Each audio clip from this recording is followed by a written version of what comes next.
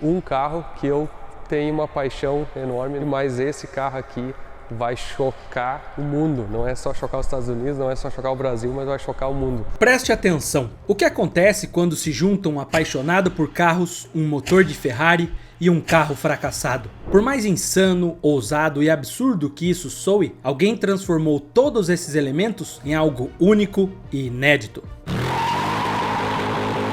Um cara que questionou e não aceitou respostas prontas. Um engenheiro que aprecia desafios, técnica, lógica, matemática, tradição junto de ousadia. E esse cara se chama Anderson Dick, a primeira peça de uma ideia. Tá com medo? Vai com medo mesmo. Enquanto muitos enxergavam apenas um ícone do cinema, ele decidiu olhar com frieza técnica para o DeLorean DMC-12 e fazer a pergunta que quase ninguém quis fazer: e se o problema nunca tivesse sido o carro em si, mas as decisões técnicas que o limitaram desde o início? Fora das telas do cinema e da cultura pop, ele sempre carregou o peso de um projeto frágil, submotorizado e incapaz de sustentar o próprio mito. Porém, Dick sabia que esse erro técnico tinha como ser corrigido. Contudo, essa correção não seria de um jeito fácil, muito menos discreto, mas sim simbólico. Uma ruptura completa de padrões e também de zona de conforto mecânica. A escolha seria um motor Ferrari V8, um coração de supercarro instalado em um chassi que jamais foi pensado para isso. À primeira vista, a ideia soa absurda, quase incompatível com a lógica, mas aí que o exagero virou laboratório, onde cada milímetro, cada suporte estrutural, cada mapa eletrônico e cada linha de código foram repensados com obsessão cirúrgica. Hoje, você vai descobrir como o fundador da Fulltech transformou um meme automotivo em um experimento sério de engenharia e provou que paixão e precisão, quando se juntam, até os carros mais desacreditados podem virar um espetáculo real, e a decisão de nunca ter medo de fazer o impossível do jeito certo. A Segunda Chance, por Anderson Dick. Na história de hoje você precisa entender os 3 elementos desse projeto e depois o palco dele. Então vamos lá. No final dos anos 80 e início dos anos 90, a indústria automotiva em várias partes do mundo se vivia em uma transição lenta entre os mundos dos carburadores e a chegada da injeção eletrônica. Essa era a realidade do Brasil, por exemplo. A abertura econômica começava a trazer carros importados, mas a realidade da maior parte da população ainda eram modelos nacionais simplificados, muitas vezes adaptados para rodar em combustíveis variados e mantidos em oficinas que misturavam conhecimento empírico com criatividade. A eletrônica embarcada dava seus primeiros passos, os módulos de injeção chegavam com atraso em relação ao que já se via na Europa e nos Estados Unidos, e boa parte dos acertos ainda dependia mais de ouvido, cheiro e experiência do mecânico do que de instrumentos de diagnóstico. Era um país em que o carro do dia a dia e o carro de competição dividiam o mesmo pátio, mas quase nunca a mesma tecnologia. No final dos anos 80 e início dos anos 90, o país começava a se abrir economicamente depois de uma década instável, e o acesso à eletrônica automotiva era limitado, caro e muitas vezes improvisado. Se você tá vendo aí, não esquece de dar uma moral para nós com a Born to Fast. A gente deixou um link na descrição, aparece um QR Code aí durante o vídeo, e eu só peço um voto de confiança, sem compromisso algum. Entra no site, são 3 modelos. Essa aqui já viajou a Ásia toda no passado, Austrália, África.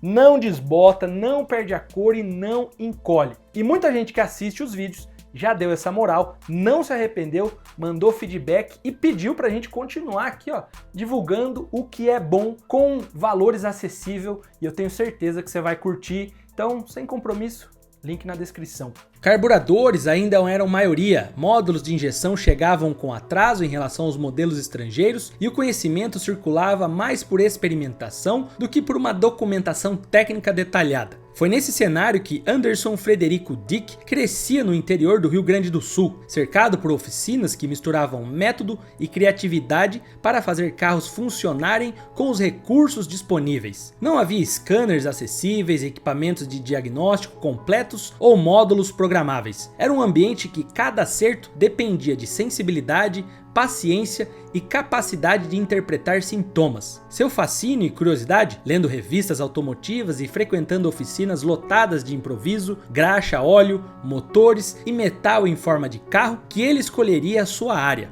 Dick criava a base sólida vendo como problemas eram resolvidos com lógica, paciência e improvisação ao mesmo tempo. Fatores raríssimos no mundo atual. Durante a adolescência, a arrancada se tornou o ponto de contato entre teoria e realidade. As provas regionais reuniam carros montados por entusiastas que buscavam desempenho sem ter acesso a dados reais. Ali, Anderson observou motores que oscilavam sem explicação, combinações mecânicas que mudavam de uma passada para outra e falhas que poderiam ser evitadas com leitura precisa de parâmetros básicos. Ele percebeu que a maior deficiência não estava nos motores, mas na falta de ferramentas que revelassem o comportamento interno de cada acerto. Motivado por essa lacuna, começou a estudar de forma autodidata. Ele reuniu componentes simples, montou circuitos em mesas improvisadas e passou a adaptar sensores para entender como mistura, temperatura e ignição se comportavam na prática. A necessidade de enxergar o que ninguém conseguia,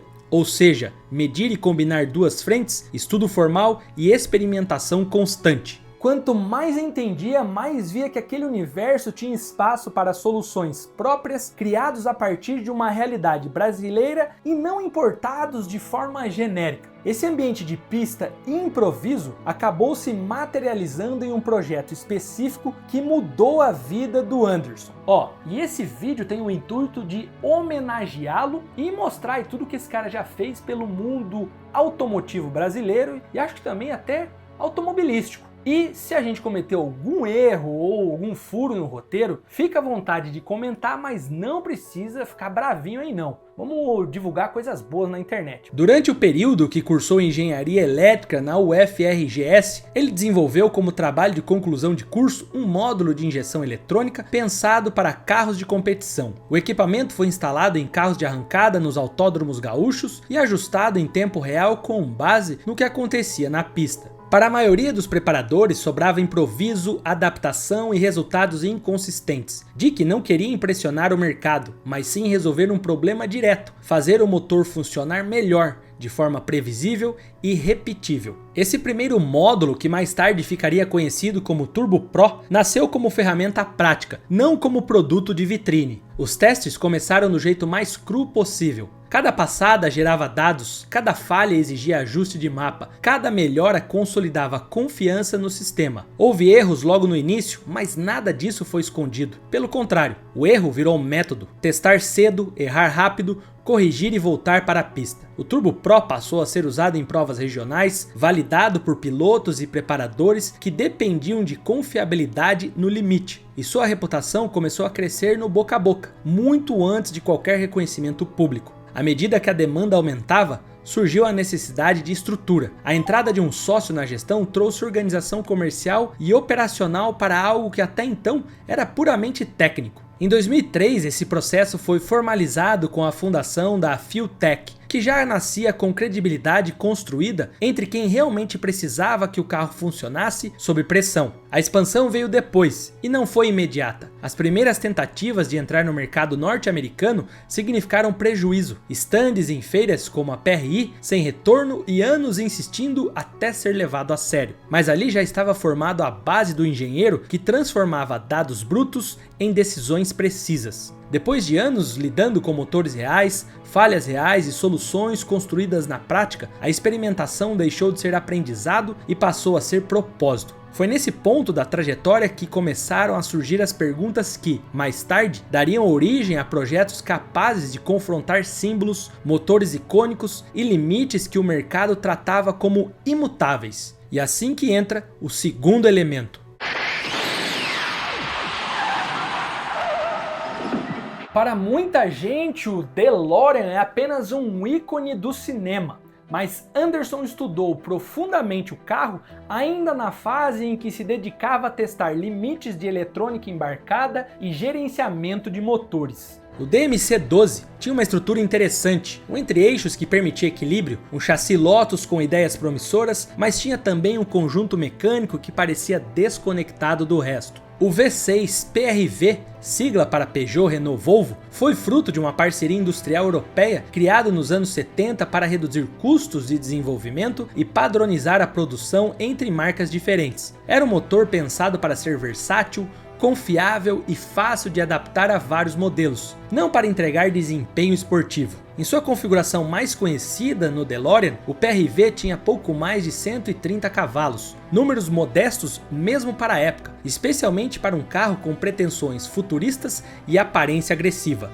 Tecnicamente, o PRV era um V6 a 60 graus, com bloco e cabeçotes em alumínio, comando simples no cabeçote e alimentação por injeção mecânica Bosch K G-Tronic. Esse conjunto privilegiava suavidade e durabilidade, mas limitava severamente o potencial de resposta e potência. O motor entregava torque de forma linear, previsível, mas sem fôlego em rotações mais altas. Para um sedã executivo europeu, isso fazia sentido. Para um esportivo de imagem, não. Outro ponto crítico era o peso. O PRV não era leve e, combinado com a posição traseira do motor no DeLorean, contribuía para uma dinâmica pouco empolgante. A aceleração de 0 a 100 passava facilmente dos 9 segundos, um número que contrastava diretamente com o visual e com a promessa implícita no carro. Não era um motor ruim, mas era um motor deslocado de propósito. Ele existia para viabilizar o projeto industrialmente, não para realizá-lo emocionalmente. Com o tempo, o V6 PRV se tornou símbolo dessa contradição, um motor incorreto para o projeto, porém confiável e civilizado demais para um carro que vendia futuro, inovação e ruptura. E é justamente essa escolha técnica, feita por necessidade e não por visão, que ajuda a explicar por que Anderson mergulhou nos diagramas, nos mapas e nos relatos técnicos e encontrou um potencial reprimido. Ele entendeu que o DeLorean sofria de um problema que o perseguia desde o protótipo: falta de harmonia entre plataforma e propulsão. Esse diagnóstico despertou um interesse específico. Ao invés de se questionar por que o DeLorean é fraco, Anderson passou a se perguntar o que teria acontecido se ele tivesse recebido o motor certo. E foi a busca por respostas que deu origem à ideia mais insana do projeto. E o terceiro elemento. Ele começou a projetar cenários. Qual seria o comportamento com outro mapa de injeção, com outro regime de torque, com motor atmosférico de giro rápido, com eletrônica moderna capaz de corrigir falhas estruturais do motor original. Ele analisou pontos de fixação, tolerâncias, vibração, distribuição de peso e como a eletrônica atual permitiria um casamento que a engenharia dos anos 80 não conseguiu entregar. Se o DeLorean representava subaproveitamento, um motor Ferrari seria o oposto absoluto.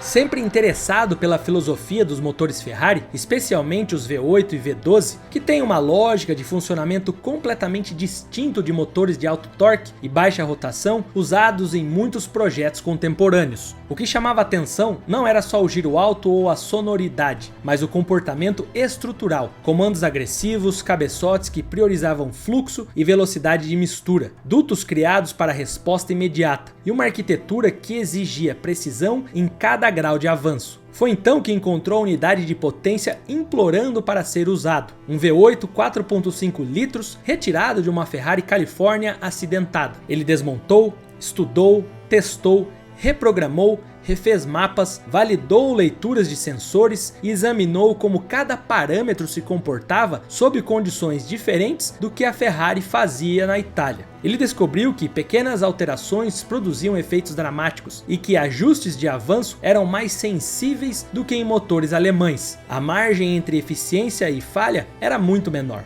Tudo isso transformou o F-136 V8, usado no F-430, no contraponto perfeito ao DeLorean, um caso real de engenharia precisa, onde nada sobrava e nada faltava.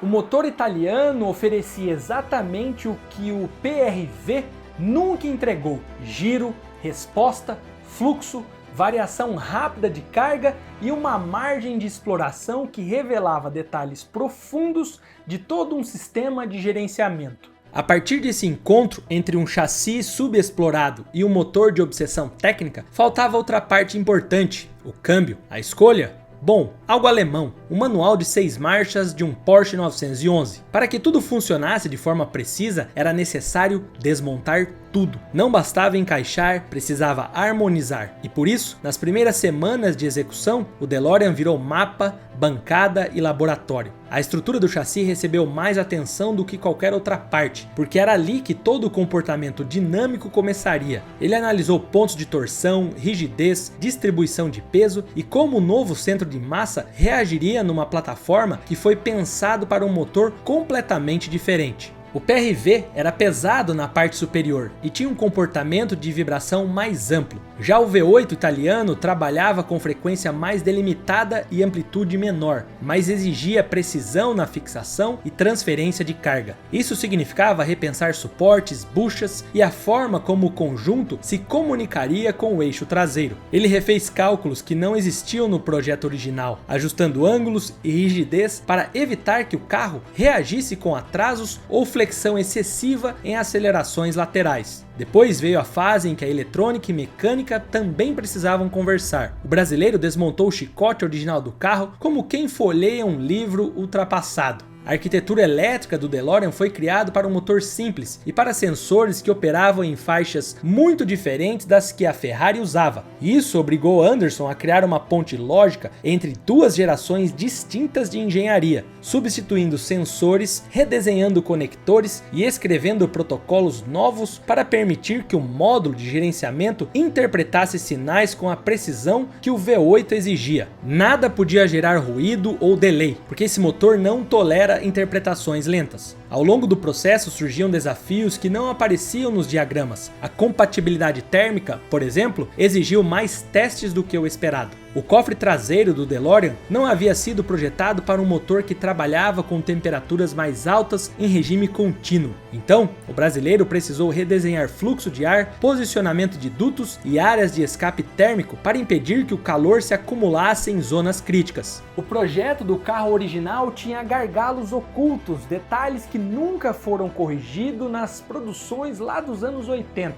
e que agora reapareciam com mais força por causa de um novo conjunto mecânico. A carroceria de inox, apesar de um material resistente, apresentava corrosão. Toda a estrutura foi reformada, o chassi recebeu reparos e a carroceria foi corrigida com um martelinho de ouro. As rodas originais também foram substituídas por outras maiores, aro 16 na frente e 17 atrás. No interior, o carro ganhou bancos Recaro originais licenciados e um novo painel. Dick instalou um modo da Fulltech para simular os mostradores vistos nos filmes e até uma réplica do famoso capacitor de fluxo, que aqui serve como um filtro de ar. Mas de fato, o grande desafio sempre foi o V8 Ferrari, um motor que te entrega potência acima de 500 cavalos. E a cada alteração de avanço, cada ajuste de mistura, cada mudança na malha fechada de controle, o motor reagia com extrema sensibilidade. Pequenos erros que outros motores mascaram ficaram expostos com tanta brutalidade. Por isso ele criou dezenas de mapas até encontrar o equilíbrio entre resposta, linearidade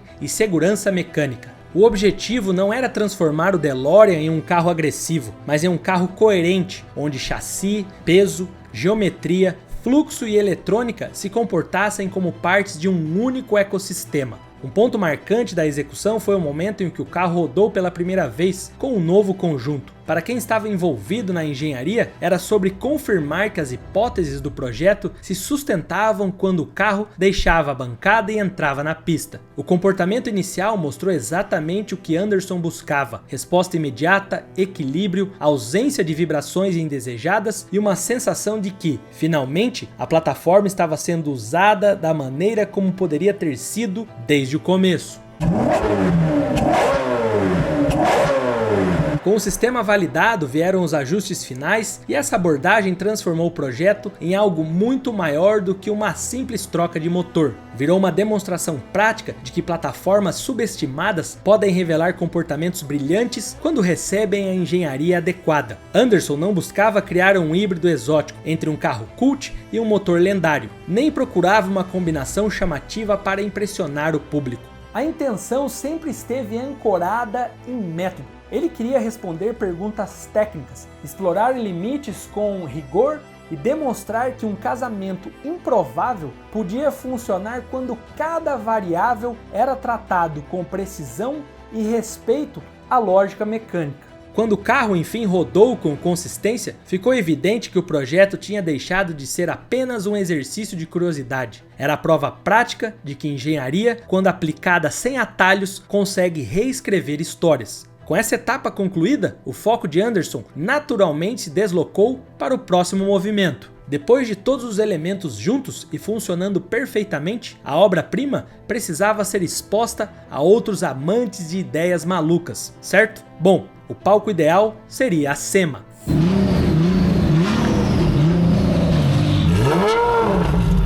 A SEMA não é um salão do automóvel comum, oficialmente chamado de Specialty Equipment Market Association Show. Ela acontece todos os anos em Las Vegas e é considerado o principal palco mundial da indústria de preparação, engenharia customizada e aftermarket. Diferente de eventos voltados ao público final, a SEMA existe para profissionais. É onde fabricantes, engenheiros, equipes de corrida, marcas de performance e construtores independentes apresentam ideias que precisam funcionar de verdade, porque quem está ali olhando entende exatamente o que está sendo exposto. Levar um carro para a SEMA não é sobre expor um conceito bonito, é sobre colocar um projeto sob julgamento técnico. Ali cada escolha é analisada: motor, integração mecânica, acabamento, coerência de engenharia e execução. Um carro pode chamar atenção pelo visual, mas só ganha respeito quando resiste ao olhar crítico de quem vive disso. Por isso, a SEMA se tornou o termômetro definitivo entre o que é espetáculo e o que é engenharia aplicada de verdade. Ao longo dos anos, o evento revelou tendências que depois migraram para a indústria inteira, desde soluções de gerenciamento eletrônico até novos padrões de construção para resto mods e carros de competição. Também é onde projetos independentes conseguem, pela primeira vez, dividir espaço com grandes fabricantes, desde que entreguem algo real, funcional e bem executado. Por isso a escolha óbvia de Anderson Dick com o DeLorean. O projeto precisava ser exposto a um dos públicos mais exigentes do mundo automotivo, já que o evento não glorifica quem não cria uma narrativa que se sustente sozinha. Ou o carro aguenta o escrutínio técnico, ou ele se desfaz em silêncio no meio do pavilhão. Quando antes a Fulltech começou a expor nesse ambiente, Anderson estava no centro das decisões técnicas, e o DeLorean foi mais uma das invenções de grande impacto. Os produtos que ele ajudava a desenvolver precisavam conversar com escolas de engenharia completamente diferentes das brasileiras. Era preciso criar soluções compatíveis com motores americanos de grande deslocamento, japoneses de alta rotação, europeus de arquitetura complexa. Essas participações marcaram um momento em que Anderson Dick deixou de ser apenas um engenheiro de bancada e se tornou referência internacional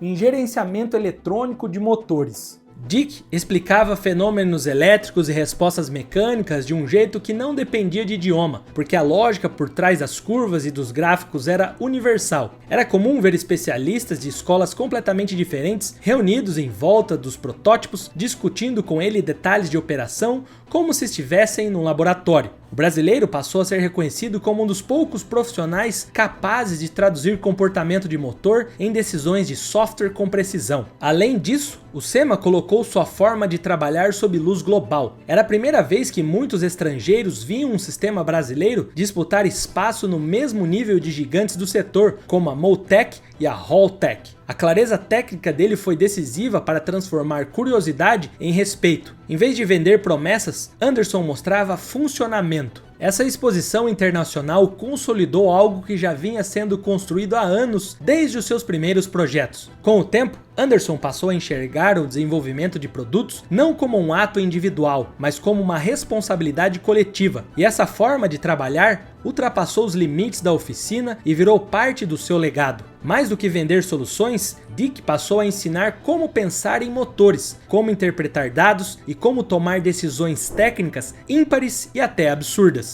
Seus projetos continuam evoluindo, suas ideias continuam provocando questionamentos e sua forma de ensinar segue mudando a maneira de como muita gente entende o que realmente acontece dentro de um motor. O DeLorean é só mais um capítulo dessa trajetória, mais um capítulo que chama atenção pelo contraste entre mito e engenharia aplicada. A grau de curiosidade, as alterações no carro custaram cerca de 150 mil dólares, algo em torno de 840 mil reais na conversão direta. Nos Estados Unidos, o carro agora poderia facilmente alcançar 300 mil dólares no mercado, o equivalente a cerca de 1 milhão e 700 mil reais. Se fosse levado ao Brasil, onde tudo começou, o próprio Anderson estima que esse valor poderia chegar a 3 milhões de reais. Mesmo assim, ele não considera vendê-lo. O carro é usado em pequenos passeios, encontros automotivos e momentos simples com os filhos. É quase um carro moderno, definiu ele. Apesar da potência e da tecnologia embarcada, o DeLorean segue sendo, acima de tudo, uma homenagem não apenas ao cinema ou à década de 80, mas à ideia de que engenharia bem feita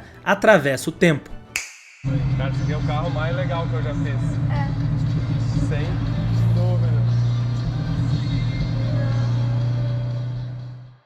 Ah, e o DMC é envolto de polêmicas quando foi concebido, e essa história merece a sua atenção. Eu te conto tudo o que envolveu esse carro, desde guerra civil a FBI e drogas, nesse vídeo que já começou na sua tela. Eu te vejo já, e se você quer aprender como fazer documentários como esse, eu te ensino, é só clicar no link da descrição ou no QR Code aí que apareceu durante o vídeo.